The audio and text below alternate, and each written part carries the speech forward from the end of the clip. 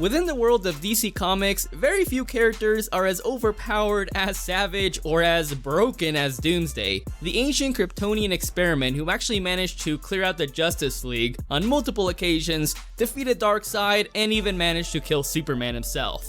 Hey yo, what up guys, Chuck here. So Doomsday has like a really long history and also many feats across the post-crisis and also the new 52 runs, which makes it pretty overwhelming to see how powerful he really is. So let's try to answer the big question here. How powerful is Doomsday really? Is he like city level, universe level? Can he bring my wife and kids back? You know, these are the questions that really need to be answered. So without further ado, let's go ahead and jump in. So I have actually covered like a good portion of Doomsday's feats before in the SCP-682 vs Doomsday video, which if you haven't seen yet, you might want to do that. But if you haven't, don't even worry about it because I will do a quick recap on some of his feats and then move deeper into other feats that I have not mentioned yet. So like many of you guys, I hope, Doomsday had a really regular childhood. I mean, it was all candies and rainbows, he had loving parents, he had friends, he had an ex, actually psych, it was very terrible. Absolutely terrible. So Doomsday was actually created on the planet of Krypton, does that ring a bell?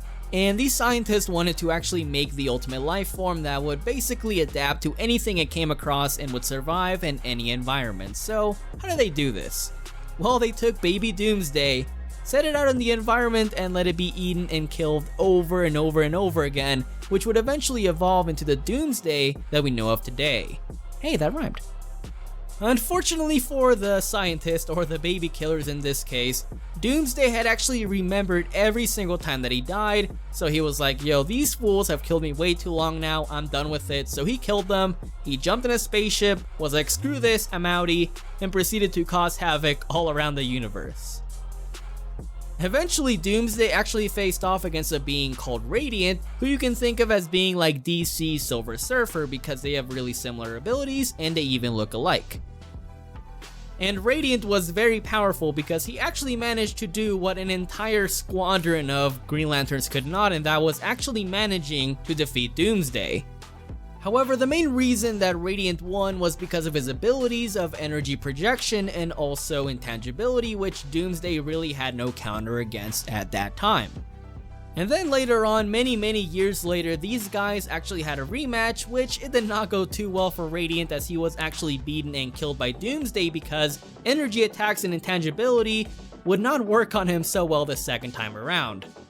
And that is actually like the main gist with Doomsday. Whatever affected him or even killed him the first time would prove to be not as effective or even completely ineffective the second time around. And for those that have read Superman or even watched the movies or the animated series, you might already know what happens when Doomsday fights off against Superman. So the battle between Superman and Doomsday was like really hectic. They were fighting toe to toe, they were not letting up even a second, they were essentially fighting to the death, they were going on primal instincts. And eventually it came down to like the very last punch, which actually ended up killing them both. Okay, well not really, Superman was actually like in a quote-unquote coma, and DC Comics essentially clickbaited us, and it was also like Superman pulling a Byakuya from Bleach because he died and then he came back, and you know, the fanboys were like, oh my god, Superman! The main point is, Superman realized that he can die and that he is mortal like any other man, and you know, he would actually come to terms that Doomsday would clearly become more powerful the second time around, the third time around, or whenever the hell he would show up. And that would not be the last time that he fought against him too. Unfortunately for the heroes, Doomsday would obviously grow more powerful, which did seem to be the case during Doomsday Wars.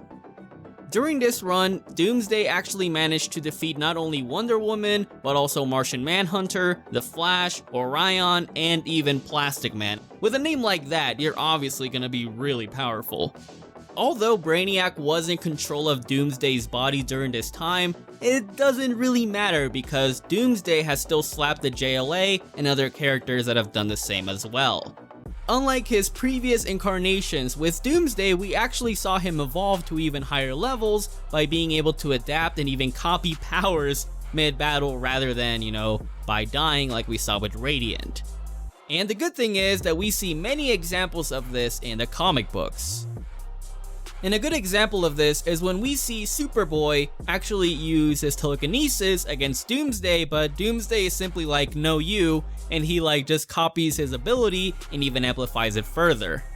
Another good example is when Cyborg Superman was like, yo, I'm actually gonna screw you up, and he actually manages to punch a hole right through Doomsday in a really fatal manner, like some Mortal Kombat type of stuff, and makes you go like, ugh, that guy's dead for sure, but Doomsday was simply like, nah bruh. And he instantly regenerated by jacking Cyborg Superman's own nanotechnology, which is pretty OP, right? However, one of Doomsday's better feats actually comes in the story called Our Worlds at War, which is pretty intense, it is pretty long, but there's a lot of crazy stuff that happens in it. So in this story, there were these antagonists called the Imperiex probes, which I really hope they didn't probe anyone. But these guys are really damn powerful in their own right because they can actually wipe out galaxies and even make big bangs. And a small group of these actually managed to like bukkake the entire Justice League, like Martian Manhunter, Wonder Woman, The Flash, Kyle Rayner, and many of these other characters were like actually defeated by these probes. And then later on in the arc, Doomsday like came out of nowhere and instantly wiped out many of these probes by himself without any difficulty. And keep in mind that even like a serious Mongol alongside Superman couldn't even like defeat one until like Superman like, you know, started to let go and he actually could do some work. But Doomsday clearly could deal with Justice League level characters, if not even higher. Unfortunately, Doomsday didn't really last that long in the arc because even though he wiped out many of those probes, he was like, yo, I'm gonna take care of the real Imperiex, which didn't really work out too well for him, and he was very much killed. Mission failed. We'll get him next time. So rest and peace in the chat for this dude. Well, actually not really, he came back to life, but you get the point that you win some, you lose some. So after post-Crisis ended and the New 52 began is when we saw like a new version of Doomsday, who although he wasn't as powerful as the last one, he still did a lot of impressive feats. So even early on, Doomsday managed to like beat the hell out of Wonder Woman and break her arms, and he also had an ability where he could like unleash a poison that would kill everything around him and would make it really hard for Superman to last against him even for 10 minutes. Now, one of his best feats was when he actually did something to the Phantom Zone. The Phantom Zone is like a timeless and endless void that is supposed to be beyond time and space, in which you don't have a physical form, and it is typically really hard to get out of. And although Doomsday was trapped in there, he eventually adapted and evolved a way to punch through the Phantom Zone. Now, there are a couple of reasons of why this feat is really impressive. So as I mentioned, you don't actually have a physical form in the Phantom Zone. But Doomsday was like, I don't care bro, I'll just adapt a physical form and punch through it. And the other reason that this is impressive is because the Doomsday who did this was a young larval form, meaning that it wasn't even an evolved adult form. So in other words, a quote-unquote base baby Doomsday did this feat. So yeah, that is pretty crazy. And the reason I'm bringing up New 52 is that although it is not exactly 100% concrete that Doomsday merged with like the other one, it is, you know, implied by Superman that even though he was very similar to the same one, he clearly had some differences, but he was still baseline the same Doomsday that killed Superman. And the scary thing about this Doomsday is that not only was he more powerful than the post-Crisis one, you know, in the main run, but he was also like able to strategize. He was intelligent. He actually tried to find a way around Superman's abilities. And on top of that, Superman stated, I cannot go toe-to-toe with this guy. I cannot match him, which is a lot more scary considering the fact that this Superman is a lot more experienced, a lot more powerful than the one that has fought Doomsday before. And on top of that, he even said, we probably need the League if we want to take this guy down. And although we still haven't seen everything from this new Doomsday, we do know that by statements and like by narrative that he should be more powerful than the past versions that I mentioned before.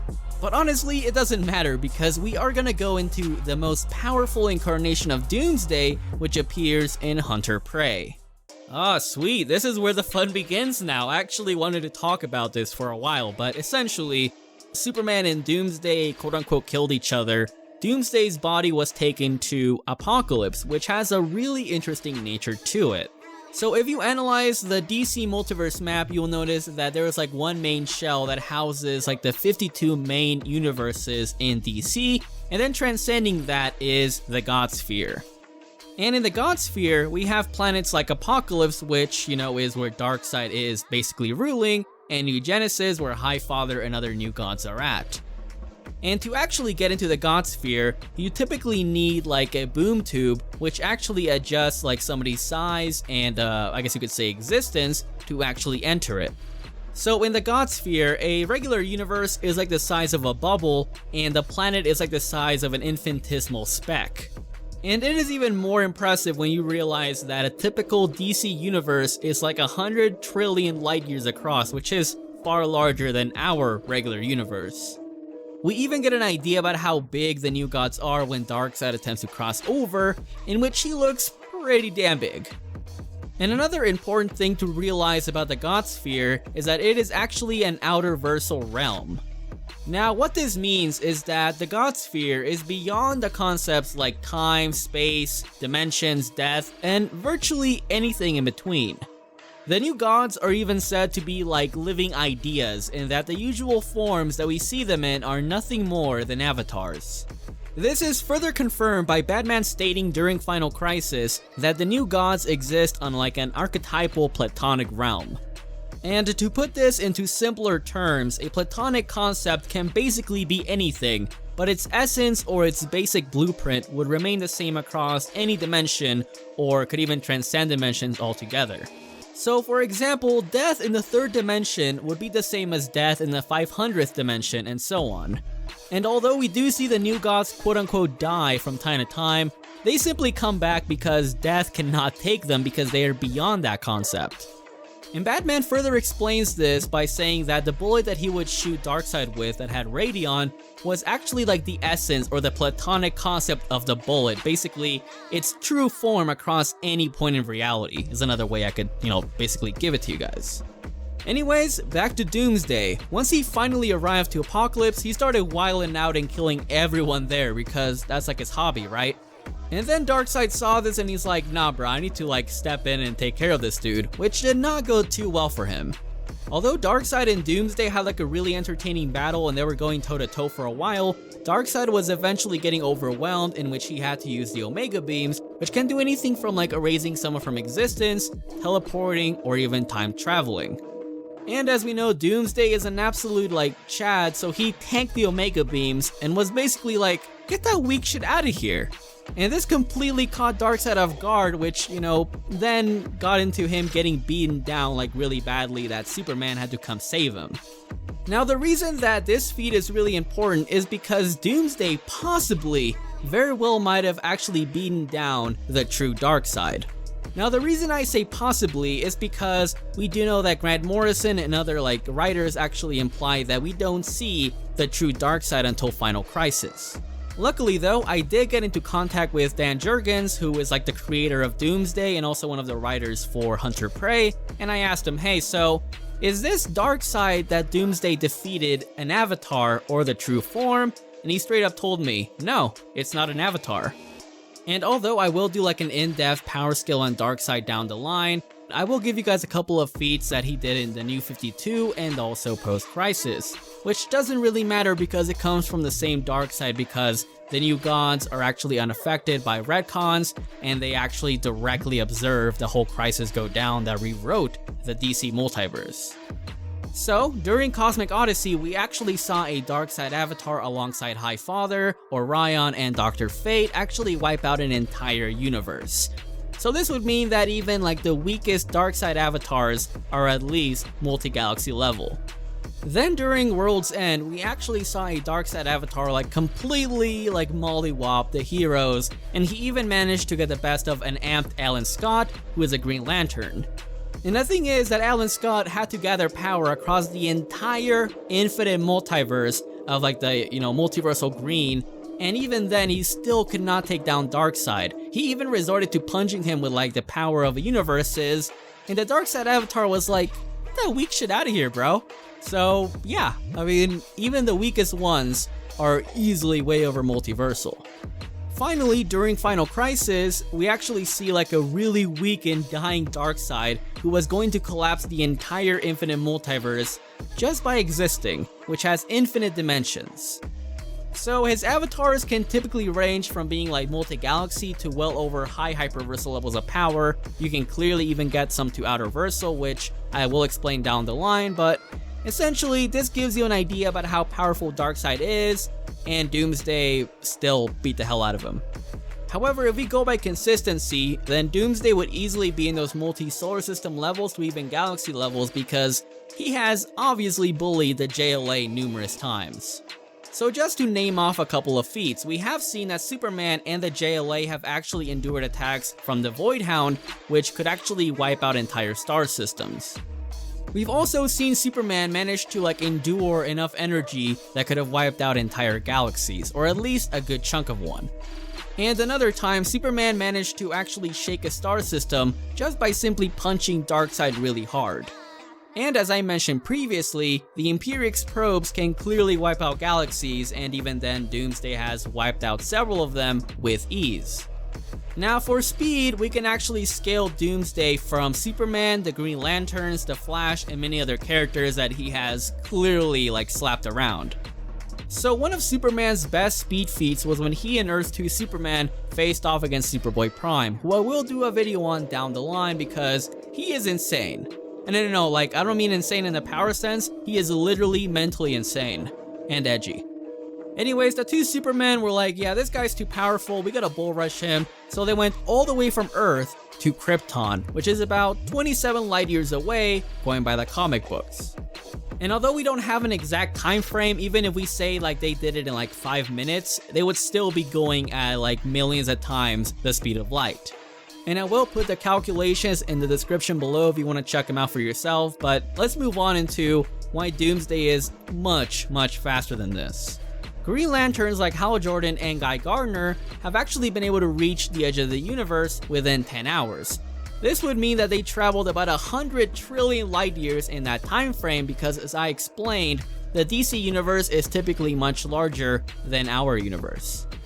And before somebody says, they didn't travel the whole distance, they actually did. We know for a fact that they did because they went from Oa, which is in the center of the universe, and Sector 0 all the way to Sector 3600, which is in the edge of the universe. So how fast is this? You know, we're gonna do a little bit of math here. So to calculate, we can simply convert the speed of light to kilometers per hour, which is about 1 billion kph. And then 100 trillion light years can be converted to being 946 septillion kilometers. So we simply divide the septillion kilometers by 10 billion kph, since we multiply the kph by 10 because that's how many hours they took, and we get about 95 quadrillion times the speed of light. And keep in mind that this feat was done while the ring was in hibernation mode, meaning that the Green Lanterns aren't actively using it, even though they are clearly much faster once they use it, and I'll give you an example as to why. And although 95 quadrillion is like a really big number and seems really impressive, it is actually really weak sauce because we have seen the Green Lanterns like travel all the way from Earth to Oa within the span of a conversation. And as I mentioned previously, Doomsday did defeat many of these Green Lanterns who should at least be relative or comparable to those speeds. This is actually consistent with Hal Jordan being able to, keep up in combat with Parallax Flash and Professor Zoom, because these guys are far faster than anything we can even realistically calculate or that we have calculated in this video. And this is because Professor Zoom and the Flash and other characters around that caliber actually have a little something called immeasurable speed. Now, immeasurable speed is when you can move around so fast that time holds no jurisdiction over you, so you can move forward or backwards in time. However, a character can also be granted immeasurable speed if they consistently keep up with someone that can do that or is around that level of speed.